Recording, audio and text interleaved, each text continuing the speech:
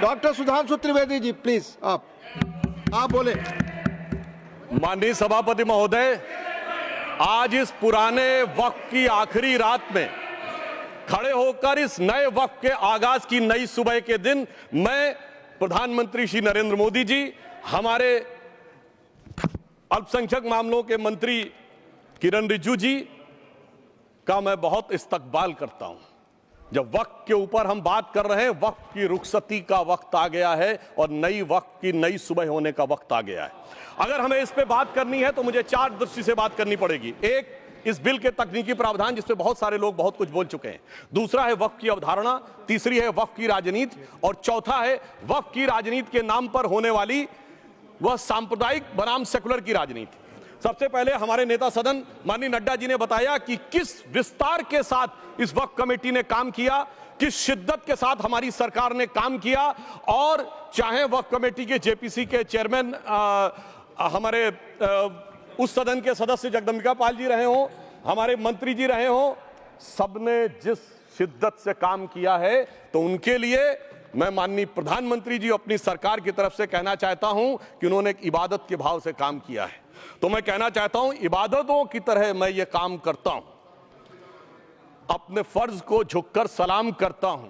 फिर भी आप खिलाफत कर रहे हैं तो तेरी मुखालफत से निखरती है शख्सियत मेरी। मैं सियासी दुश्मनों का भी बहुत एहतराम करता हूं। तो इस एहतराम के साथ मैं अब आगे का बयान शुरू करता हूं और मैं ये बताना चाहता हूं कि एक बड़ी सिंपल सी बात है जो अभी माननीय नड्डा जी ने भी कहा। दुनिया के तमाम मुस्लिम देश बता दिए, इस्लाम की धर्म स्थली सऊदी अरब, सबसे बड़ा मुस्लिम देश इंडोनेशिया, जहां खलीफत रही वहां टर्की, और जहां आईएसआईएस का इलाका वहां इराक और सीरिया, वहां कहीं भी कुछ भी नहीं है ऐसा। फिर भी हमारे यहां क्यों है, कैसा? तो मैं कहना चाहूंगा सभापति महोदय, एक हिंदी में कहावत होती है, नया मुल्ला प्याज ज्यादा खाता है, परंतु यहां तो जो गैर मुल्ला प्याज बहुत खा रहा था और इतना खा रहा था कि आंसू निकल रहे थे गरीब मुसलमान के भी और देश के भी। इसलिए मैं कहना चाहता हूं सभापति महोदय, अगर छोड़ दीजिए भारत की बात करिए, तो क्या ऐसी कोई शक्ति सिखों के पास है, ईसाइयों के पास है, यहूदियों के पास है, पारसियों के पास है? नहीं है। छोड़ दीजिए, इस्लाम के अंदर आइए। अगर इतना भाईचारा है तो ये सुन्नी वक्फ बोर्ड और शिया वक्फ बोर्ड अलग क्यों है मेरे भाई? जमीन पे एक दूसरे पे एतबार नहीं है, सिर्फ सियासत के लिए साथ में आने की बात है। ये भी जरा सोचने की बात है। और जो अकलियतों में भी अकलियत है, आगा खानी है, बाकी है, जो बोहरा है, उनकी तो कोई गिनती नहीं है। हमारी सरकार ने पहली बार मुस्लिम समाज के अंदर भी ईमानदारी से सबको समान प्रतिनिधित्व देते हुए एक नई सुबह के नए वक्त का आगाज किया है। इसके लिए मैं सरकार को बधाई देना चाहता हूं। और सिर्फ ऐसा ही नहीं है, मुस्लिम समाज के अनेक लोग इस प्रकार के नियमों से बहुत प्रभावित हुए और बहुत प्रताड़ित हुए, जिसके अनेक उदाहरण बहुत लोगों ने बताए होंगे। मोहम्मडन एजुकेशन सोसाइटी कोल्हापुर का केस है, ईदगाह मैदान हुबली का केस है, जिस पर सुप्रीम कोर्ट ने साफ साफ उसको हुबली धारवाड़ म्युनिसिपल कॉर्पोरेशन को वापस कर दिया।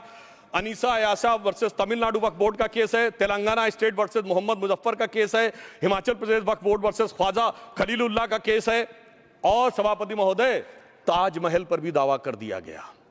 अब तो मैं पूछना चाहता हूं, और सुप्रीम कोर्ट ने अपने जजमेंट में कहा कि भाई शाहजहां के जमाने का लिखा फरमान लेके आइए, तब हम मानेंगे कि इस पे कोई दावा है या नहीं। आप सोचिए कि अगर ये वक्त का कानून इसी ढंग से चला होता तो क्या होता। अभी हमारे जॉन ब्रिटास जी और मनोज झा जी ने बहुत सारी बातें बोली थी। एक प्यास की बात बोली थी उन्होंने, उड़ीसा के ग्राहम स्टोन्स का जिक्र किया था, तो उसमें तो कांग्रेस की सरकार सीबीआई की इंक्वायरी नहीं कर पाई थी। मगर जब ताजमहल का उल्लेख आता है सभापति महोदय, तो एक प्यास मुझे याद आ जाती है। जब शाहजहां जेल में था और दूर से उस ताजमहल को देखता था और उसे सिर्फ एक सुराही पानी मिलता था और उसने औरंगजेब से कहा एक सुराही पानी और भिजवा दो, तो जानते उसने मना कर दिया। तो दुखी होकर शाहजहां ने फारसी में लिखा, ए पिसर तू अजब मुसलमानी, जे पिदरे जिंदा आप तरसानी, आफरीन हिंदुआन सदबार, जे देहंद पिदरावा मुर्दा देवम आप। मतलब तू कैसा मुसलमान है जो जिंदा बाप को पानी के लिए तरसा रहा है? तुझसे तो आफरीन 100 बार उन हिंदुओं को है जो पितृपक्ष में मरे हुए बाप को भी पानी देते हैं।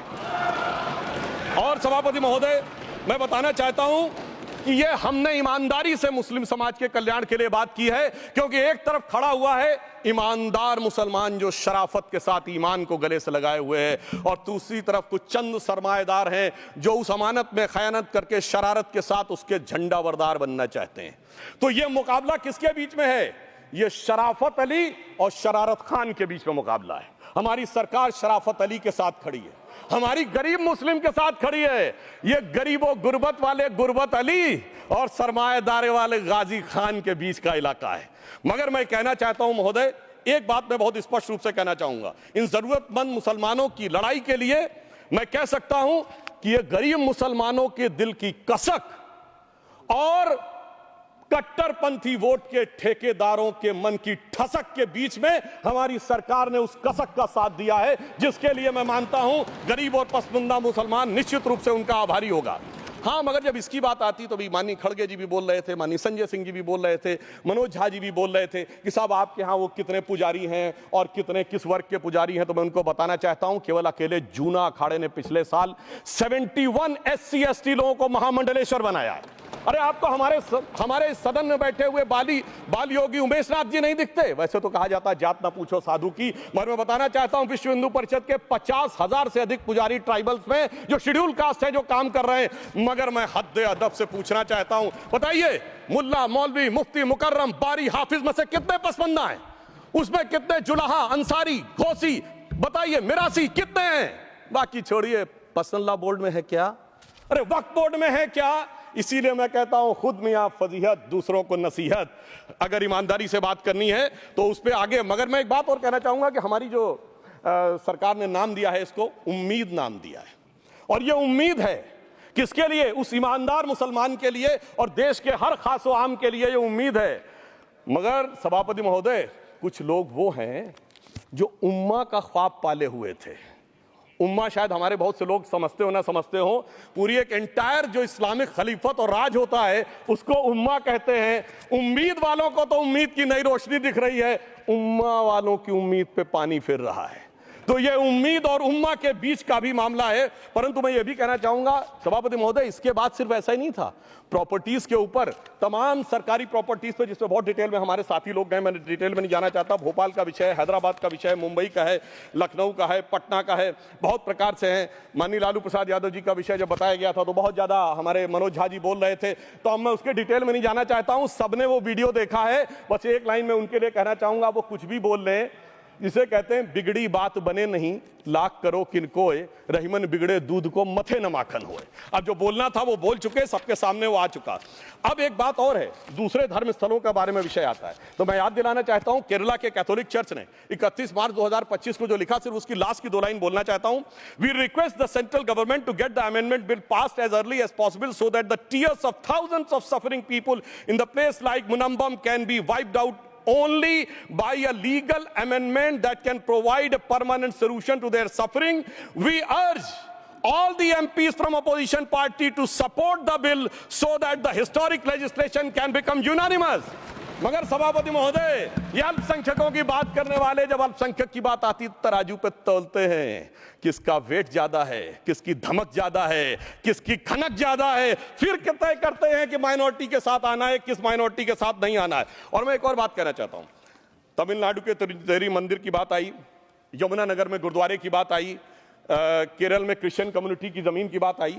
बहुत सारे लोग प्लेसेस ऑफ वर्शिप के एक्ट की बात करते हैं, तो as per places of worship act Tamil Nadu का मंदिर का तो स्टेटस नहीं चेंज हो सकता भाई। 15 अगस्त 47 के बाद किसी प्लेस ऑफ वर्शिप का स्टेटस नहीं चेंज हो सकता, तो वक्फ बोर्ड को क्लेम फॉरफीट कर देना चाहिए, because it is in contrast to the places of worship act. परंतु अब सुनिए, यही गुरुद्वारे के बारे में भी होना चाहिए। मगर सभापति महोदय, चाहे वक्फ बोर्ड का एक्ट हो, चाहे प्लेसेस ऑफ वर्शिप एक्ट हो, एक ही को फायदा होना है, जिसे कहावत में कहते हैं खरबूजा छुरी पर गिरे या छुरी खरबूजे पे गिरे, आखिर में कटना भगवे रंग के खरबूजे को ही होता है। अब मैं यह भी बताना चाहता हूं कि इन संपत्तियों के द्वारा जो कुछ हुआ, उन्होंने इतनी चीजों को लिया है, इतनी चीजों को लिया है। एक पुराना उर्दू का शेर है कि मिटे नामियों के निशान कैसे कैसे, और ये जमीन खा गई आसमां कैसे कैसे। इस जमीन ने कैसे कैसे लोगों को अपने में समा लिया, इसकी तमाम तारीख गवाह है। अगर मैं इसमें बहुत डिटेल में जाऊंगा तो सदन का बहुत सारा वक्त जाएगा, परंतु मैं एक बात ये कहना चाहता हूं कि जब इतना ज्यादा आगे बढ़ गया तो फिर कोर्ट ने आगे इंटरवेंशन करना शुरू किया। मैं डिटेल में नहीं जाना चाहता हूं। अभी कार्तिकेय शर्मा जी ने, बहुतों ने बोला सैयद फसल का case versus union of government, Allahabad high court के केस को कहा, मगर Bashir versus state of West Bengal case में उन्होंने बहुत क्लियर कट कहा है कि waqf is not a religion religious denomination in accordance with Article 26 of the Constitution, so the matter relating to the restricting the economic, financial, political and other sectoral activities that may be associated with religious practice under Article 25(2)(a) of the Constitution can be regulated by the state. तो मुझे लगता है अब इसके बाद कोई किंतु परंतु का स्कोप नहीं रह जाना चाहिए। परंतु उसके बाद भी सभापति महोदय जो कानून को न माने, जो कहे संविधान को नहीं मानेंगे और जो ये कहे कि साहब अदालत के आदेश को भी नहीं मानेंगे, तो फिर इसका मतलब उसके मन में तो एक ऐसी बादशाही आ गई है। इसके लिए मुझे सभापति महोदय वो पुरानी वाली फिल्म अगर लोगों को याद हो तो मुगले आजम का वो सीन याद आता है कि जब अकबर ने अनारकली को कैद कर लिया तो सलीम कहता है जब्त मैं करूं जिसकी की जमीन वीरान हो गई है, जब्त वो न करे जिनके सिर्फ शौक के बाद चाहत को ठेस पहुंची है। ये जिल्ले इलाही की बादशाही नहीं बल्कि खुदाई है। मैं कहना चाहता हूं जो संविधान को न माने, कानून का न माने, इसका मतलब वो अपनी खुदाई में जी रहा है। तो ये वो लोग हैं। और वैसे मैं सभापति महोदय खुदाई से आजकल बहुत से लोगों को डर लगता है, क्योंकि जहां जहां खुदा है वहां वहां भगवान है, जहां जहां खुदा है वहां वहां भगवान है। बाकी आप सब बहुत बुद्धिमान हैं। अब मैं ये भी बात कहना चाहता हूं, और वैसे आखिर में उस अनारकली को कैद से छुड़ाने के लिए सलीम का एक हिंदू साथी दुर्जन सिंह ही आया था। मैं कह सकता हूं कि वक्फ की इस मुकद्दस जमीन को अगर कैद करके रखा है तो उन चंद लोगों ने जिनके दिमाग आज भी उन चीजों में भरे हुए हैं कि कोई समझता हम तो किसी जमाने में हुक्मरान वक्त थे, कोई कहता हुजूर नवाब थे, कोई कहता बादशाह आलमगीर थे, कोई कहता है बादशाह गाजी जिंदा पीर थे। तो नदीमुल हक साहब ने जो बोला था ना, किसी के बाप का हिंदुस्तान थोड़ी है, बिल्कुल मैं कहना चाहता हूं जिन्होंने इस देश के लिए खून बहाया उनके बाप का हिंदुस्तान है, उस गरीब मुस्लिम कारीगर के बाप का हिंदुस्तान है। पर जो ये कहते हैं कि आगरे का लाल किला किसके बाप ने बनवाया, आगरे का किला किसके बाप ने बनवाया, दिल्ली का किला किसके बाप ने बनवाया, हैदराबाद का चार मीनार किसके बाप ने बनवाया, उसके बाप का यह हिंदुस्तान नहीं है। और उसके बाद भी जो आप करना चाहते हैं, अगर इस रास्ते में आप कांटे बिछाना चाहते हैं, तो उनके लिए एक लाइन कहना चाहता हूं सभापति महोदय, तेरी तमन्ना है पर हम खार न बोने देंगे, खार कांटों को कहते हैं, तेरी तमन्ना है पर हम खार न बोने देंगे, तुझे हम राह की दीवार न होने देंगे, तू सबको रौंद कर आगे जो निकलना चाहे हम तेरी इतनी भी रफ्तार न होने देंगे। और इसीलिए हमारी सरकार ने इस विषय के ऊपर एक सही और सटीक प्रयोग करने का प्रयास किया है। मैं दूसरी बात यह भी बताना चाहता हूं, हमारे डीएमके के तिरुचि शिवाजी ने अनायास अकारण यह बात बोली थी कि उस समय जब जिन्ना का उल्लेख करते हुए उन्होंने कहा कि पार्टीशन के समय, तो मैं उनके सुलभ संज्ञान के लिए बता देता हूं, 1946 की कॉन्स्टिट्यूएंट असेंबली में मद्रास प्रेसिडेंसी में 30 आउट ऑफ 30 सीट जो थी वो मुस्लिम लीग ने जीती थी विद 95% ऑफ वोट्स, और एक भी मुस्लिम वहां के बाद बाहर नहीं गया। इसलिए मैं ईमानदारी से कहना चाहता हूं, फैक्ट को समझिए। और जो मद्रास प्रेसिडेंसी के मुस्लिम लीग के अध्यक्ष थे और पीजे पोकर साहब बहादुर और मोहम्मद इस्माइल, वही बाद में इंडियन यूनियन मुस्लिम लीग के अध्यक्ष बने, और उन्होंने 28 अगस्त 1947 को सेपरेट इलेक्टोरेट मांगे, जो कोई जाके कॉन्स्टिट्यूएंट असेंबली की डिबेट में पार्लियामेंट किया। आप वेबसाइट पे पेज नंबर 270 पे जाके पढ़ लीजिएगा। सरदार पटेल ने बड़े गुस्से में इस बात को कहा, अब जो हो गया सो हो गया, एक रात में दिल नहीं बदल गया, मगर अब देश के लिए कैसे आगे बढ़ना है उसके लिए ईमानदारी से आगे आओ। और खैर मैं अंबेडकर जी और पटेल जी के बहुत सारे वो कोट कर सकता हूं, सारी बातों को छोड़िए, मगर अफसोस की बात यह है सर कि अभी मनोज झा जी ने बोला था हम में से कोई शक है, कोई हूण है और ये करिए। अरे भैया जमाने चले गए, अब जेनेटिक सीक्वेंसिंग का जमाना आ गया है। और जेनेटिक सीक्वेंसिंग ने क्या प्रूव किया है, दुनिया के सबसे बड़े मुस्लिम देश इंडोनेशिया के राष्ट्रपति आए थे और राष्ट्रपति भवन में उन्होंने डिनर के दौरान कहा कि few weeks back I got my genetic sequencing done and I was told that I am an Indian GDN. अरे साहब कहां गुलामी की मानसिकता में पड़े हुए हैं सभापति महोदय। और यहां गुलामी की मानसिकता इस कदर पैबस्त है लोगों के दिमागों में। किसी सदन के एक सदस्य यहां विराजमान है, वो उस समय महाराणा सांगा का उल्लेख कर दिए। मैं ईमानदारी से कहता हूं एक भी इंडियन सोर्स में इसका उल्लेख नहीं है, सारे के सारे फॉरेनर्स और लुटेरों के सोर्स में उल्लेख है। इसीलिए मैं कहता हूं ये गुलामी के जिन्होंने गुलाम बनाया उनके सोर्सेस पे यकीन ना करिए। और वैसे थोड़ा सा आउट ऑफ कॉन्टेक्स्ट हो तो ये भी बोल दूं, हमारे सदन के बहुत सदस्यों को नहीं पता होगा, अलेक्जेंडर के आक्रमण का किसी भारतीय सोर्स में कोई उल्लेख नहीं है, पोरस नाम के किसी राजा का उल्लेख नहीं है, सिर्फ और सिर्फ ग्रीक में है। इसलिए गुलामी की मानसिकता से बाहर निकलिए, तब इन चीजों को आप सही ढंग से समझने में सफल होंगे। मेरा अब यह भी अनुरोध अपने सदस्यों के साथ है। वक्त की अवधारणा के बारे में बहुत कुछ बोला जा चुका है कि ये ओरिजिनली कहां से आया, पर मैं इतना कहना चाहूंगा, सबसे पहले वक्त का उल्लेख आता है जब ससनिड एम्पायर को खलीफा उमर ने कैप्चर किया, तो आज का जो सदन इराक है उसके इलाके को उन्होंने वक्फ डिक्लेयर किया और वो स्टेट के द्वारा कंट्रोल होता था। स्टेट के बारे में माननीय नड्डा जी ने अभी बताया कि बड़े बड़े देशों में किस ढंग से होता था।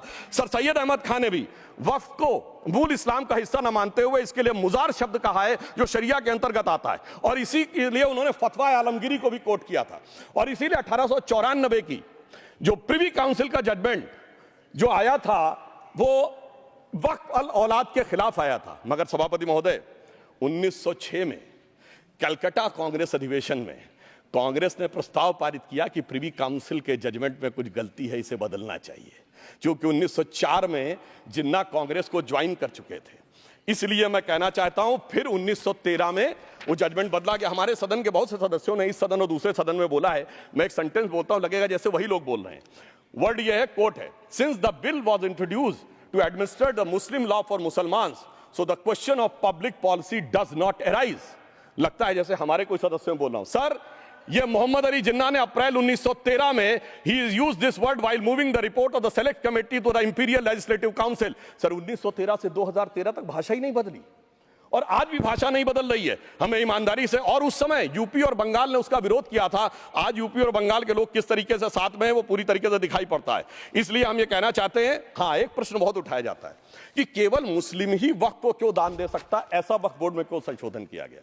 मैं ईमानदारी से कहना चाहता हूं, ऐसा नहीं कि मैं इस्लामिक मामलों का बहुत बड़ा आलिम फाजिल जानकार हूं, मगर इस्लाम में बहुत साफ मान्यता है कि जो गैर मुस्लिम है उसकी इबादत अल्लाह कबूल नहीं कर सकते, उसकी दुआ कबूल नहीं होगी तो दान कैसे कबूल होगा। साहब हम इस्लामिक भावना का सम्मान कर रहे हैं।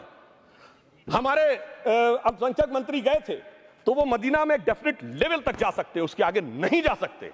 अगर इबादत की इजाजत नहीं है तो साथ जायदाद की इजाजत कैसे हो सकती है। मुस्लिम भावना का सम्मान है, और अगर है तो कोई मुल्ला मौलवी मुफ्ती मुकर्रम बारी आज आके बता दे कि कबूल हो सकती है दुआ, तो हम दान भी कबूल करने के लिए तैयार हैं। और तो और छोड़िए साहब, जब आप कहते हैं कि हर चीज हलाल होनी चाहिए, तो साहब हलाल करने की प्रक्रिया नहीं, हलाल करने वाला भी मुस्लिम होना चाहिए, तब वो हलाल होता था।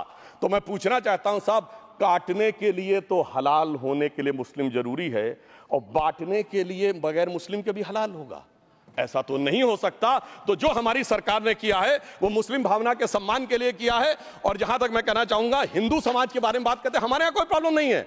हमारे यहां कोई ऐसा नहीं कि हज पे कोई गैर मुस्लिम नहीं जा सकता। हमारे देखिए कुंभ में 50 लाख विदेशी आए थे और किसी से नहीं कहा या कन्वर्ट हो जाओ। इसलिए मैं कहना चाहता हूं, हिंदुइज्म की धारणा और बाकी धारणा का जो तुलना करने का प्रयास करते हैं वो बहुत उचित नहीं है। मगर सभापति महोदय, इस वक्त ने कई अद्भुत नजारे दिखाए।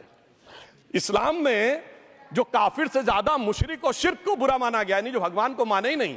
यहां देखिए वो लेफ्ट के लोग जो कहते हैं धर्म एक अफीम है, वो आज खुदाई खिदमतगार बन के खड़े हो गए। सोचिए कैसा बदलाव आया है। और सर मुझे एक और चीज नजर आती है, एक पुराना गीत था, वक्त ने किया क्या हसी सितम। तो आज मैं कहना चाहूंगा, वक्त ने किया क्या हसी सितम कि मुस्लिम लीग और शिवसेना मिलके हो गए हम। और मैं कहना चाहता हूं, ये मुस्लिम लीग वो है जिसने सेपरेट इलेक्टोरेट की मांग की थी, और इस शिवसेना के उबाटा के हमारे इस सदन के एक सदस्य हैं। और सर हमारे साथ मुरली जी बैठे हैं, मुरली देवड़ा जी ने मुझे याद दिलाया, उन्होंने मिलिंद देवड़ा जी ने याद दिलाया, उन्होंने कहा एक जमाने में उन्होंने कहा था मुस्लिमों की नागरिकता छीन लेनी चाहिए। इसीलिए मैं कह रहा हूं, वक्त ने किया क्या हसी सितम, ये दोनों मिलके हो गए हम। और सर मैं इसके बाद एक टेक्निकल बात करना चाहता हूं। जब इन्होंने टाइम ड्यूरेशन हटा दिया था और बैक में पीछे जा सकते थे, तो मैं पूछना चाहता हूं सर कि जब ब्रिटिश हुकूमत आई तो उसने तो मुगलों से सारी हुकूमत ले ली थी, तो उनका मालिकाना हक कैसे हुआ। सर 1707 के बाद तो इस्लामी हुकूमत दिल्ली से खत्म हो गई थी।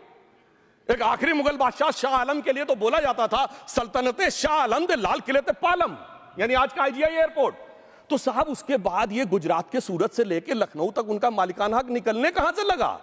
अरे भाई जब दिल्ली को कैप्चर किया था अंग्रेजों ने तो सारी जमीन अंग्रेजों की थी। तो जब मैं अपने कांग्रेस के मित्रों से पूछना चाहता हूं, ये जब गवर्नमेंट ऑफ इंडिया एक्ट में पावर डीड ट्रांसफर की थी तो पढ़े नहीं थे क्या, या खोखले कागज पर साइन कर लिए थे, या कागज सही था आप खोखला करने की बात है। मैं पूछना चाहता हूं, जब 250 साल तक वो हुकूमत ही नहीं रही तो उस हुकूमत के फरमान की लेजिटिमेसी कैसे हो सकती है। ये मैं कानूनविदों के लिए भी एक फूड फॉर थॉट रखने की बात करता हूं। और दूसरी बात मैं कहना चाहता हूं, ये किन हुकूमतों की बात कर रहे हैं सभापति महोदय। अगर सूरत नगर निगम पे दावा है मुगल के जमाने का और तमिलनाडु के मंदिर पर अरकाट के नवाब का। सभापति महोदय, ये वो हुकूमतें थी जो जजिया लगाती थी, ये वो हुकूमतें थी जो जिम्मी का कॉन्सेप्ट रखती थी, ये वो हुकूमतें थी जो गाजी की बात करती थी। क्या भारत के संविधान में उन हुकूमतों के फरमान को सही मान्यता देना सही है? बिल्कुल गलत है। मैं कहता हूं बाबा साहब अंबेडकर के संविधान में यदि आप ऐसी हुकूमतों के फरमान को रखने की कोशिश करते हैं तो this is fraud on constitution. और हमारी सरकार ने अगर बैकडेट से वो बंद किया है तो उस फ्रॉड को रोकने की पूरी व्यवस्था की है। और यहां पर मैं ये भी कहना चाहता हूं सभापति महोदय, जमींदारी उन्मूलन 1948 में हो गया, मगर ये बाद में जमींदार कैसे क्रिएट हो गए? हमने बचपन में विनोबा भावे, हम लोगों के जन्म से बहुत पहले की बात है, विनोबा भावे जी के भूदान आंदोलन की बात सुनी थी, जिसमें जमींदारों से पैसा लेके जमीन लेके गरीबों को दी जाती थी। पर सभापति महोदय, कभी आपने सुना कि गरीबों की जमीन जमींदारों को मिल जाए? वो 2013 के बोर्ड ने वो व्यवस्था कर रखी थी। यानी वो भूदान आंदोलन था गांधी जी के शिष्य विनोबा जी का, तो आज के गांधियों के नेतृत्व में भू हड़प आंदोलन शुरू हो गया। अगर वो भूदान आंदोलन था तो ये भू हड़प आंदोलन था। इसलिए मैं एक और बात भी कहना चाहूंगा सभापति महोदय कि जिन हुकूमतों के फरमान की बात की जाती है, एक और फैक्ट है, इसको कोई अन्यथा न ले, जितने मुस्लिम बादशाह अलाउद्दीन खिलजी के बाद उन्होंने बगदाद की खलीफा का खुतबा पढ़ा है। That is a foreign rule, it's on record. कैसे उसको भारत सरकार मान्यता दे सकती है? इसलिए मैं कहना चाहता हूं जरा सा गौर से देखेंगे तो हकीकत आपके सामने आ जाएगी। और क्या कभी किसी ने कल्पना की, किसी क्रिश्चियन ने तो नहीं कहा कि इंडिया गेट हमारा है, गेटवे ऑफ इंडिया हमारा है, और चर्च नहीं सही फिर भी चर्च गेट हमारा है? तो फिर यह केवल किसी एक के दिमाग में क्यों आती है? हमने जो इवैक्यू एक्ट के तहत दे दिया था पाकिस्तान के गए लोगों को, क्या हमारे जो सिख और हिंदू भाई आए थे उनकी जमीनें मिली?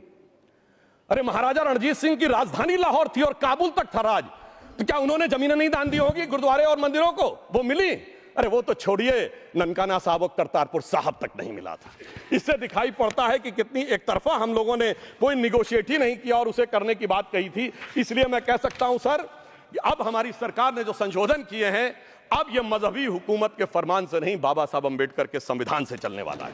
अब मैं अंत में उस विषय के ऊपर आता हूं जिसे सांप्रदायिक राजनीति बनाम सेकुलर राजनीति इसके ऊपर कहा जाता है।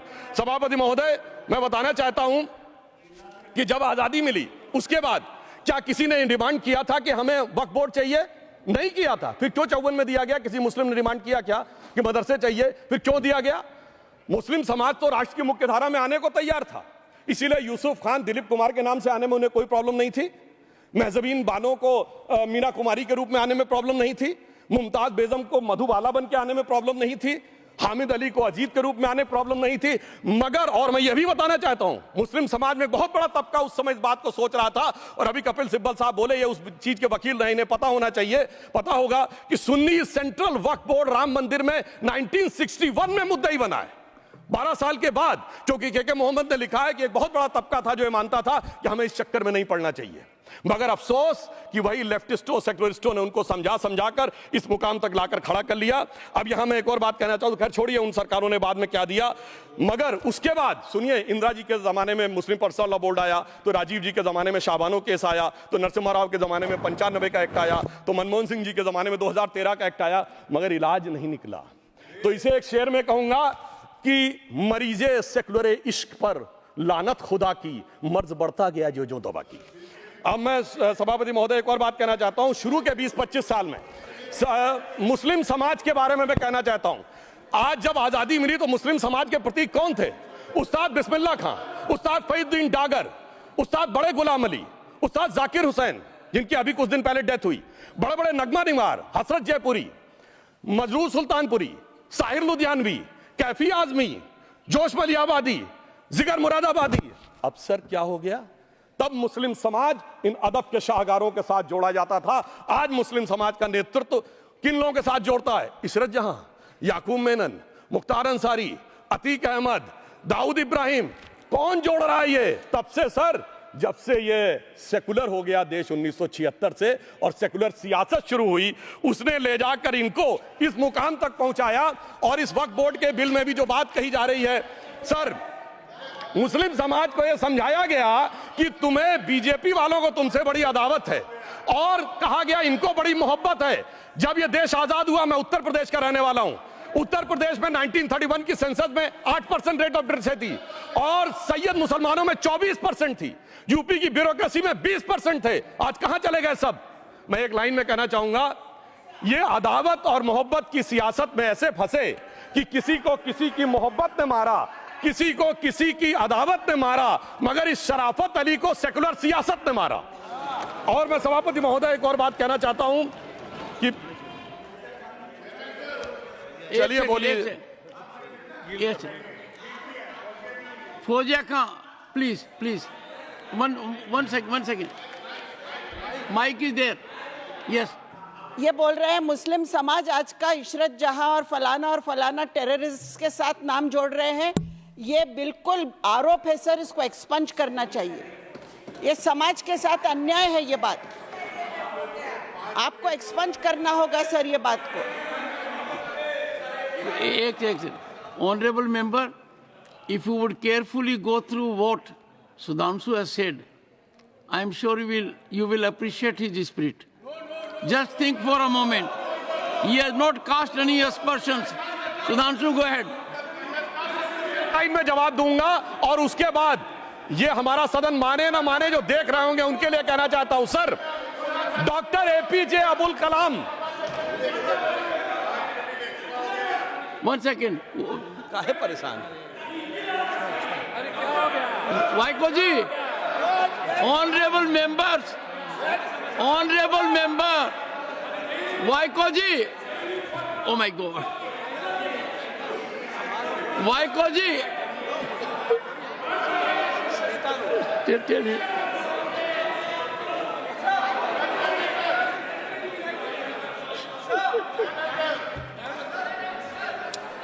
Honorable SM. को जी हिंदी समझ रहे हैं।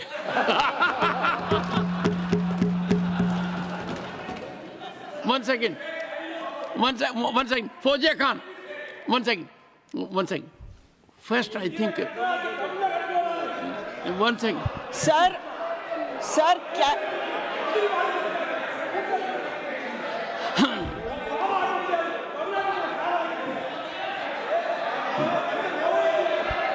Sir, community cannot be stigmatized. Yes. An entire community cannot be branded like this. Fauziya Khan ji, I'll come to you. I'll give you the opportunity. Honorable Finance Minister. But one line is said. One line. No, one nimisham irungappa, please.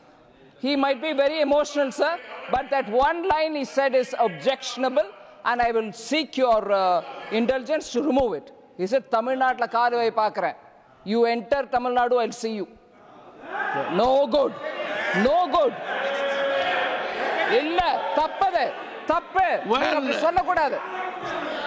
நீங்க அப்படி பேசுறது தப்பு. நீங்க அப்படி பேசுறது ரொம்பவே தப்பு. இந்த நாட்டுல யார் வேணாலும் எங்க வேணாலும் கால் வைப்போம். யாருக்கும் அதிகாரம் இல்ல உணர்வு உயிர் மேல. Honorable Finance Minister. So sir, this is atrocious. You set foot in Tamil Nadu and take care. What is that language? We have a Home Minister after a long time who has brought about changes unthinkable. What he said, you can be fully assured. Yes, Honorable Home Minister. Yes, Jairam ji. Minister, Please. if the Yes, Honorable Finance Minister Honorable Member. has found a statement objectionable, Jairam ji, address the chair. the statement of the Honorable Member stigmatizing a whole community is objectionable. Oh. And what is worse is the chairman lending respectability to that view. Oh my. That is even worse. Honorable That is even Home worse. Minister. मान्यवर, सुधांशु जी ने मुसलमानों के लिए कुछ नहीं किया है, India alliance के लिए किया है। अब मैं एक एक कर बता देता हूं। अरे सुनो ना भाई, आप सुनो तो।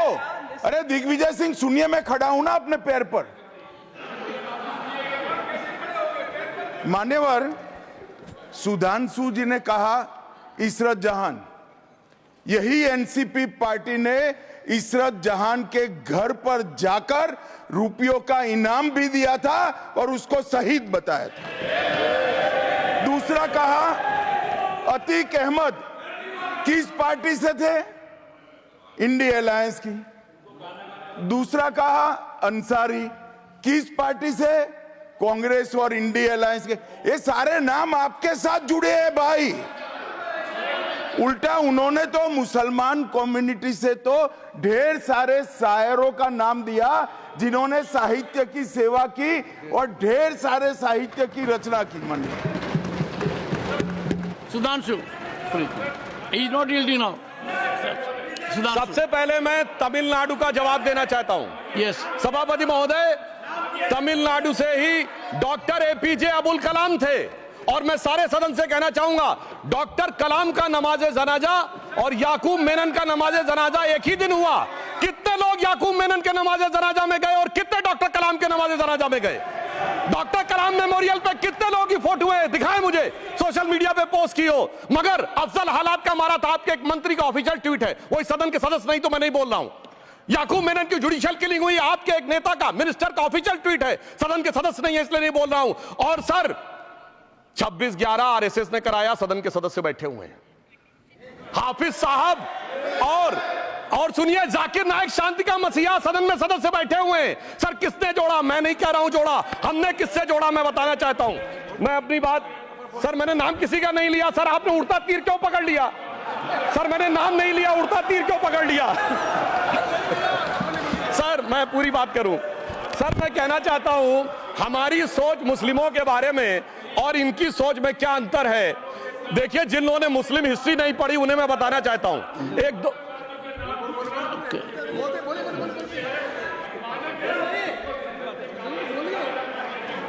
सभापति महोदय, मैं थोड़ा उन लोगों को इस्लामिक हिस्ट्री के बारे में बताना चाहता हूं। Honorable Digvijay Singh, please. No, I'll give a chance. I'll give. माननीय सदस्य, Honorable Digvijay Singh जी. माननीय सभापति महोदय, जो माननीय सदस्य ने एक बात कही है, मैं सुन रहा था डॉक्टर त्रिवेदी जी की बात। उन्होंने कहा था ऐसे मुसलमान हम लोगों के साथ है और वैसे मुसलमान इन लोगों के साथ है।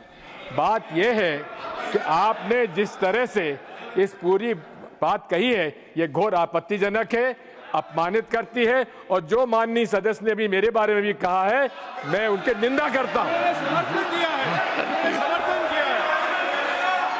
Honorable Home Minister. Honorable Home Minister. Honorable Home Minister. एक सेकंड। Okay.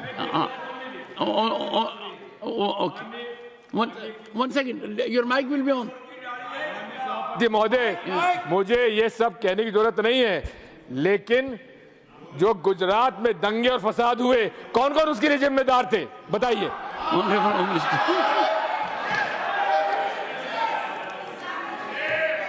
मान्यवर, मैं ध्यान से बारीकी से पूरे संवाद को सुन रहा हूं। माननीय सदस्य सुधांशु जी ने दिग्विजय सिंह का नाम नहीं दिया। अब वो खड़े होकर कहे मेरे बारे में कहा, इससे साबित हो गए। और अभी भी मौका है। आपने नहीं कहा है कि 26/11 के हमले में आरएसएस का हाथ था, तो अभी खड़े होकर माइक चालू कराकर बुलवा दीजिए। माननीय, और आपत्तिजनक बात है, मैंने ये बात कभी नहीं कही है, ये आप लोगों का प्रचार है। मेरी आपत्ति इस बात की थी कि सभी माननीय सदस्य ने और बात कही है कि अब हमारे तरफ ऐसे मुसलमान थे और वैसे मुसलमान हम लोग की तरफ थे। ये पूरे समाज के साथ, पूरे अल्पसंख्यक समाज के साथ अपमानजनक बात है।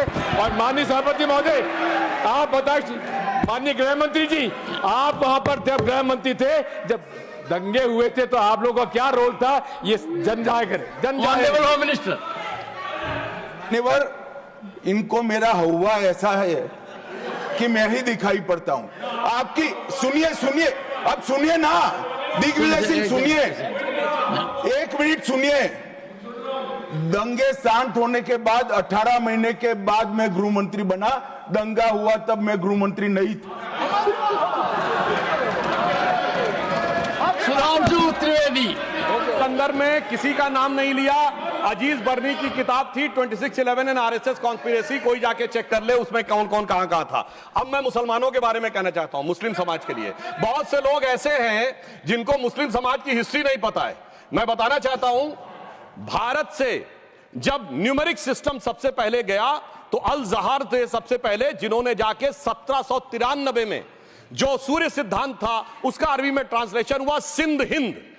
और हम बता रहे हैं हम किस तरह के मुस्लिम को साथ रखते हैं। डॉक्टर कलाम से बड़ा आलिम इस्लाम में साइंसदान नहीं हुआ, और आरिफ मोहम्मद खान साहब जो बिहार के गवर्नर हैं उनसे बड़ा आलिम फाजिल मुसलमान आज सियासी जमात में तो नहीं होगा, यह मैं दावे के साथ कह सकता हूं। मगर मैं बताना चाहता हूं सर, उसके बाद उन्होंने एक किताब लिखी, एक सर 10th सेंचुरी के मुस्लिम राइटर थे जिन्होंने किताब लिखी, उसका नाम था the compendious book of balancing and completion according to Hindu calculation, जिसको शॉर्ट में अल जब्र कहा गया, और वहां से अलजबरा निकला। और सर उसके बाद अल ख्वारिज्म आया। और सर आज मेरे ख्याल से सदन के बहुत से लोगों को नहीं पता होगा, ये जो एल्गोरिथम वर्ड है ये अल ख्वारिज्म से आया हुआ है। एक जमाने में इस्लाम में बैतुल हिकमत था, यानी वो सबसे बड़ा हिकमत का केंद्र था। जब एक से एक लोग होते थे, बहुतों को नहीं पता होगा कि कोलंबस ने जिस नक्शे के थ्रू दुनिया ट्रेवल किया था वो बनाने वाला भी एक मुस्लिम था, अल इदरीसी। मगर सर एल्गोरिथम आज ऐसा बदला कि एआई के एज में दलगत भावना से ऊपर उठकर औरंगजेब के साथ खड़े हो गए। सर ये एल्गोरिथम किसने बदल दिया, ये मैं बताना चाहता हूं। इस पे थोड़ा सोचने की जरूरत है। इसलिए मैं कहता हूं मुस्लिम पॉलिटिक्स की सोच क्या थी, हमने किन मुसलमानों का साथ दिया है, मैं बताना चाहता हूं सर। वीर अब्दुल हमीद की शहादत की 50वीं वर्षगांठ 2015 में हुई। प्रधानमंत्री मोदी जी ने उनके पूरे परिवार को और उनकी पत्नी को बुला के सम्मानित किया, और इन लोगों ने उस यासीन मलिक को, जिसके ऊपर 3 एयरफोर्स के ऑफिसर्स को हत्या करने का आरोप था, वो प्रधानमंत्री आवास में। सर साफ दिखाई पड़ता है कौन किसके साथ खड़ा हुआ है, कौन किस तरह के मुसलमान के साथ खड़ा हुआ है। और सर मैं ये भी कहना चाहता हूं सर, ये सर अपने टर्न पे बोलिए सर, पिछले 30-35 सालों से हुआ खड़ा किया जा रहा है। 1990 में जब राम मंदिर आंदोलन हुआ, कहा गया बीजेपी आएगी उत्तर प्रदेश में खा जाएगी। सर बीजेपी आने के बाद उत्तर प्रदेश में जानते क्या हुआ सर, 22 साल से शिया सुन्नी के बीच में जो दंगे चलते थे और मदे साबा का जुलूस नहीं निकलता था, शिया समुदाय का मदे साबा का जुलूस लखनऊ में हमारी सरकार में निकलना शुरू हुआ। और उसके बाद कहा गया केंद्र में भाजपा आएगी तो खा जाएगी। सर अटल जी की सरकार आई, इतनी शानदार स्थिति रही। उसके बाद कहा गया गुजरात में आएगी तो भाजपा खा जाएगी। सर गुजरात का मुसलमान आज सबसे समृद्ध मुसलमान है, सबसे ज्यादा जकात वहां से आता है। उसके बाद कहा गया मोदी जी की सरकार आएगी तो क्या होगा। सर मोदी जी की सरकार आने के बाद हमारे साथियों ने बताया है अल्पसंख्यक समुदाय के 70% लोग हैं जिनको किसी न किसी एक योजना का लाभ जरूर मिला है। और सर फिर कहा गया सीए आएगा तो नागरिकता छिन जाएगी। सर उसके बाद भी आपने सब देखा, और सर हम बचपन में सुनते थे कि राम मंदिर बनने लगेगा तो मिडिल ईस्ट के देश पेट्रोल देना बंद कर देंगे। सर राम मंदिर भी बन रहा है, और भारत मिडिल ईस्ट कॉरिडोर भी बन रहा है, और अबू धाबी में भी मंदिर बन रहा है, और 4 मुस्लिम देशों ने सर्वोच्च नागरिक सम्मान मोदी जी को दिया हुआ है। इसलिए मैं कहना चाहता हूं सर, मर्ज हो तो उसका इलाज किया जा सकता है। जैसे हमारे यहां वैद धन्वंतर माने गए हैं, इस्लामी अकीदे में वैद हकीम लुकमान माने गए, तो कहा गया है उनके लिए कि इसमें क्या रखा है, देखे है जो तू आन के पास, बदगुमा वहम की दारू नहीं लुकमान के पास। यानी मर्ज का इलाज है, पर वहम का इलाज तो हकीम लुकमान भी नहीं कर सकते जो आपने पाल कर रखा है। मैं कहना चाहता हूं हम किन मुसलमानों की बात करते हैं। आप गंगा जमुनी तहजीब की बात करते हैं। सर दारा शिकोह औरंगजेब का बड़ा भाई था, उसने उपनिषदों का अध्ययन किया, संस्कृत में अनुवाद कराया और नाम रखा सिर्रा अकबर, यानी वर्ड्स ऑफ गॉड। मैंने किसी को दारा शिकोह की जयंती मनाते हुए नहीं देखा। मैं पूछना चाहता हूं बेगम बीबी ताज, उनके घर पे जाते किसी ने सुना? सर ये बताइए, आलम शेख इतने बड़े कृष्ण भक्त के कवि, किसी ने सुना उनके घर पे जाते हुए? मलिक मोहम्मद जायसी जिन्होंने पद्मावत लिखा, उत्तर प्रदेश के रहने वाले, उनके घर पे कोई गया? ये बताइए ब्रिगेडियर मोहम्मद उस्मान के घर पे कौन गया? आजमगढ़ में, गाजीपुर के रहने वाले थे, आज तक जाने वालों में नहीं दिखे। और मैं सर बताना चाहता हूं एक और बात, सर एक सैयद इब्राहिम रसखान हुए हैं, बहुत बड़े कृष्ण भक्त के कवि। सर जिन्होंने क्या लिखा, उन्होंने कहा मेरा अगला जन्म हो तो भी मैं कृष्ण भक्ति बनना चाहूंगा, मनुष्य बनूं तो ग्वाल बाले के रूप में, और पशु बनूं तो गाय के रूप में। उन्होंने कहा मानुष हो तो वही रसखान, बसों ब्रज गोकुल गांव के ग्वारन, जो पशु हो तो कहा बस मेरो चरो नित नंद की धेनु मजारन। सर उन्होंने कहा गायों के बीच में नंद बाबा की गायों में जन्म लेना चाहूंगा। मगर सर आज एक ऐसे नेता आए हैं इस देश में जिनको गायों से बदबू आने लगी है, तो उनके लिए मुझे मेरे मन में भाव आता है सर कि श्री रामचंद्र कह गए सिया से, ऐसा कलयुग आएगा गोपालक श्री यदुवर कुल में एक ऐसा नेता आएगा जिसे बकरे कटने में खुशबू मिलेगी, गौ माता में बदबू पाएगा। रामचंद्र कह गए सिया से कैसा कलयुग आएगा। अब सर मैं एक और बात भी कहना चाहता हूं, हम किनको मानते हैं सर? नजीर अकबराबादी को सुनिए, कृष्ण भक्त के लिए क्या कहा। सर मैं एक बोलना चाहता हूं, बुल्ले शाह ने क्या कहा? बुल्ले शाह ने कहा, अभी होली गुजरी है, उसने कहा था आज होली खेलूंगी मैं, कर बिस्मिल्लाह। उन्होंने आगे कहा, अलस्तु बिरबिकुम प्रीतम बोले, सब सखियों ने घूंघट खोले, नाम नबी की रतन चढ़ी, सुनिएगा, नाम नबी की रतन चढ़ी और बूंद पड़ी अल्लाह अल्लाह, आज होली खेलूंगी मैं, कर बिस्मिल्लाह। तो मैं भी कहता हूं अब बिस्मिल्लाह करिए और उसके बाद हमारे इस सहयोग करिए, इस सकारात्मक उसका, वरना अल्हम्दुलिल्लाह जो हम मुसलमानों के लिए और देश के लिए करना चाहते हैं उसमें हमें सफलता जरूर मिलेगी। अंत में मैं सिर्फ यह कहना चाहता हूं सर, तमाम प्रकार की बातें यहां पर हुई, सकारात्मक और नकारात्मक, मगर अफसोस की बात यह है कि 1913 के वक्फ वाल औलाद से लेके 2013 के वक्फ वाल औलाद तक इनकी फितरत नहीं बढ़ती, क्योंकि सर ये तो पार्टियां ही अल औलाद हैं, तो इनको तो उससे बहुत ज्यादा वो होगी।